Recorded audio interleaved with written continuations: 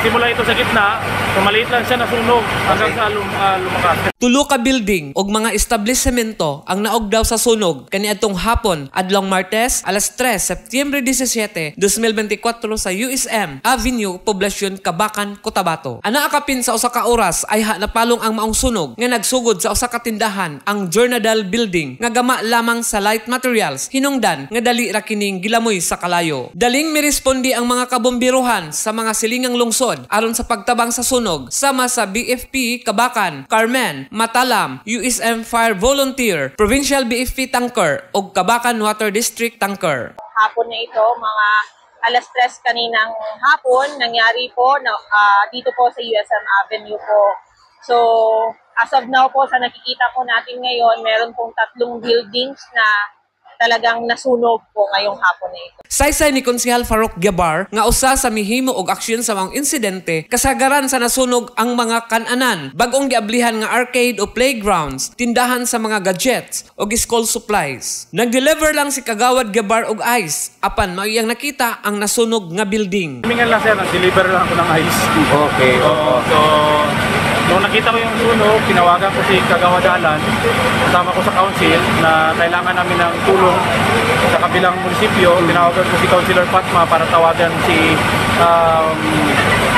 acting mayor na si Raprap, no, ng Matalam, at si Kagawad Alan ay pinatawag ko naman siya sa Carmen. Sa inisyal nga gihimong investigasyon ni Kabakan Municipal Fire Marshal Senior Inspector Rolando T. Marquez, electrical faulty wiring ang hinungdan sa sunog ug dili mominos anaa sa 1.5 milyones ka pesos ang danyos ug posibleng musaka pa kini tungod sa inventaryo nga ipahigayon. Ang firewall sa mga building tupad sa nasunog nga mga building ang nakatabang sa pagpugong sa kalayo nga mukaylap sa ubang establishmento. Sina lang itong katabi, puro firewall naman sila. So naging nasa isang area lang yung sunog. So yung binabantayan na lang is yung fire station, CLC. Okay. And St. Luke kasi nandun yung mga bata.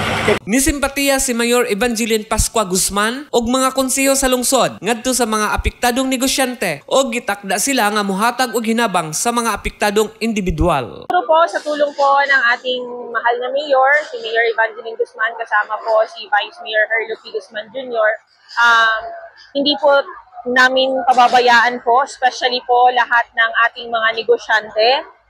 Ipapatawag po siguro ito at kahit papaano po ang LGU po natin ay baka po makakapagbigay din po ng konting tulong din po sa mga nasunugan natin na mga kasamang mga negosyante po. Nagpadayon pa sa ilang gihimong investigasyon ang BFP aron mahibal-an ang hinungdan sa maong sunog. Sa mga naapektuhan ng sunog, ito talaga yung part ng buhay. Siguro meron mga pagsubok na darating.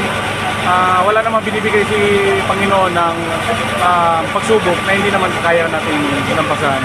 So alam ko makakabangon pa rin sila.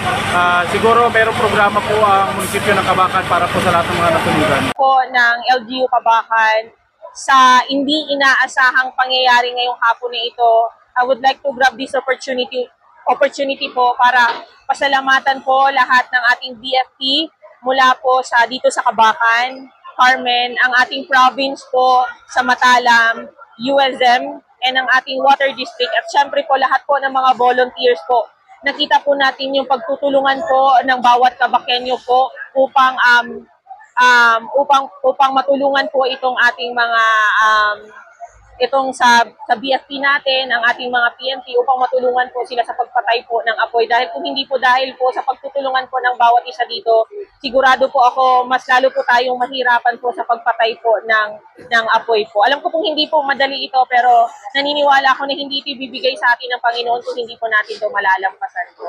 And prayers lang po, tulungan niyo po kami sa panalangin na sana po itong mga negosyante natin ay madali sila makabangon sa pangyayari ngayong araw nito. Kini nga balita hatod sa Megaman Capsule. Ako, sa Leo Febra, basta balita, Radyo Sensero, basta guwapo, Sensero.